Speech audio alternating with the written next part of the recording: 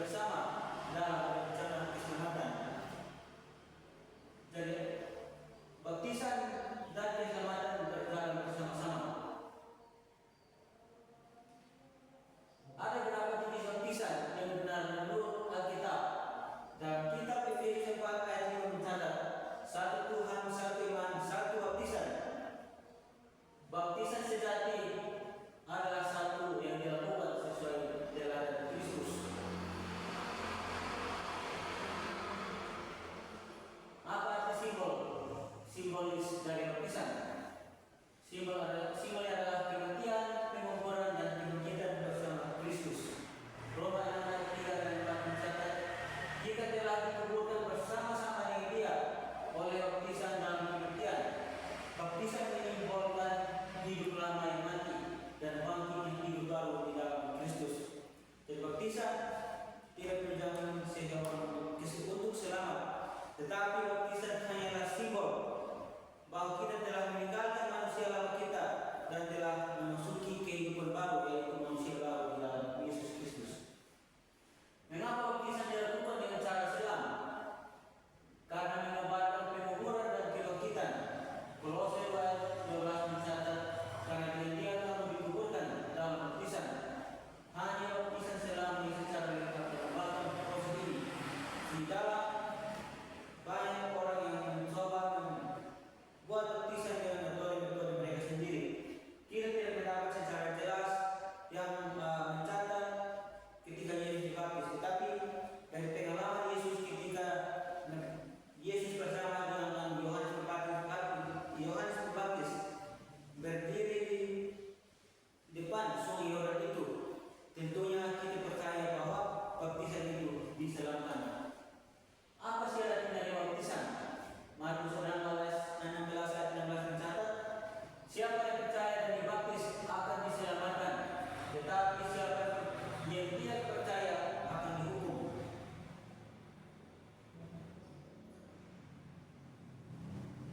Jadi syarat untuk menerima baptisan yang pertama adalah kita harus mulai percaya kepada Yesus, dan tentunya Kristus akan memberikan upah kepada orang-orang yang percaya dan orang-orang yang tidak percaya juga.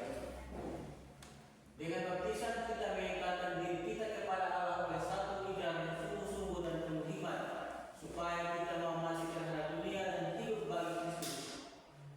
Testimonies for the Church jilid 6 halaman 91. Apakah Yesus dibaptis pada dosa? Tentu tidak. Dalam 2 Korintus 5 ayat 21, Dia yang tidak mengenal dosa telah dibuatnya menjadi dosa karena kita. Yesus dibaptis bukan karena dosa, tetapi untuk memberikan teladan bagi kita. Yesus telah merubah manusia, sehingga dengan demikian Dia boleh menggantikan kita, orang-orang berdosa yang sebenarnya kita harus mati oleh karena dosa dan pelanggaran kita. Oleh karena dosa yang sangat serius yang telah memisahkan hubungan kita dengan Allah, sehingga Yesus satu-satunya jalan adalah Dia harus mengambil rupa manusia, bagi itu Dia bisa menanggung kehidupan kita sebagai manusia. Kapan sebaiknya seseorang dibaptis? Setelah percaya dan bertobat. Kisah para Rasul 2:38 mencatat, bertobatlah hendaklah kamu masing-masing memberi dirimu dibaptis. Jadi pertobatan dan iman harus mendahului baptisan.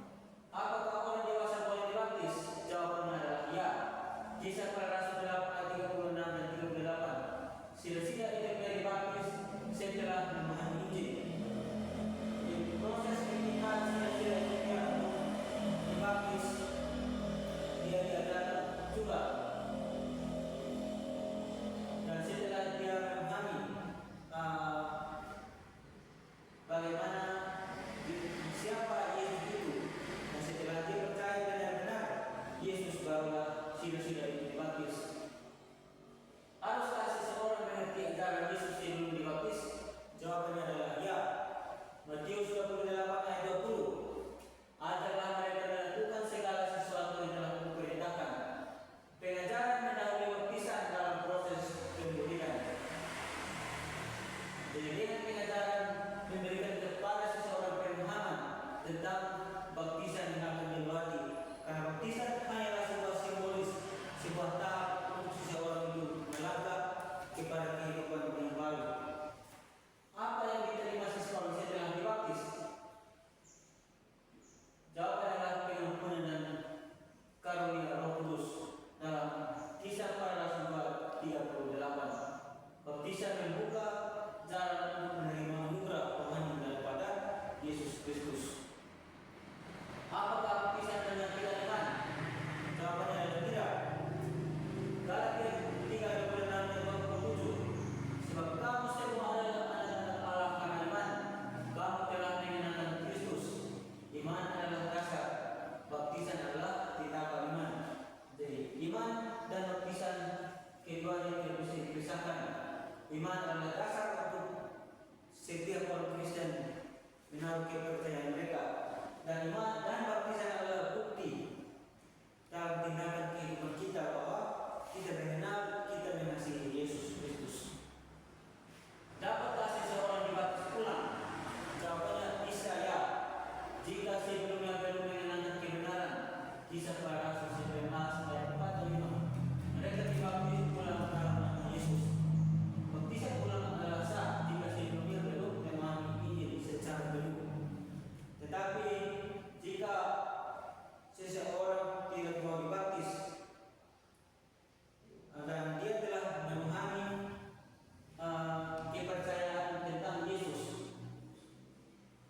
itu adalah pilihan antara mau dibaptis ulang atau tidak. Apakah baptisan menjamin keselamatan otomatis? Jawabannya adalah tidak. Matius 7:21. Bukan setiap orang yang berseru kepadaku, Tuhan, Tuhan. Baptisan harus disertai kehidupan taat dan hubungan pribadi dengan Tuhan. Jadi setelah baptisan adalah pilihan kita masing-masing untuk mengikatkan diri kepada Tuhan secara pribadi. Dengan itu kita telah membuat satu ikatan yang kuat kepada Tuhan sampai kepada kedatangan Kristus yang kedua kali. Itu akan membuktikan bahwa perjalanan hidup kita bersama dengan Yesus sangat erat hubungannya. Karena baptisan di sini hanyalah suatu lambang untuk mengantarkan kita kepada kehidupan yang baru. Baptisan daripada orang manusia itu telah disucikan sebelumnya. Itu hanyalah satu langkah pertama dalam perjalanan menuju kesempurnaan karakter Kristen. Testimonies for the Church 6:8-9-21. Apakah baptisan diperlukan untuk menjadi anggota tubuh Kristus? Namanya ya. 1 Korintus 12:13. Sebab dalam satu roh kita semua telah dibaptis menjadi satu tubuh. Baptisan adalah jalan masuk ke dalam persekutuan orang percaya. Dengan baptisan kita telah diterima untuk menjadi anggota tubuh Kristus, diterima untuk menjadi anggota keluarga Allah. Dapatkah seseorang yang sudah dibaptis? Jawabannya ya. Lukas 23:42-43 mencatat penjahat disalib atau orang diselamatkan. Berkata sejati diterima apapun, meski baptisan fisik tidak memungkinkan. Jadi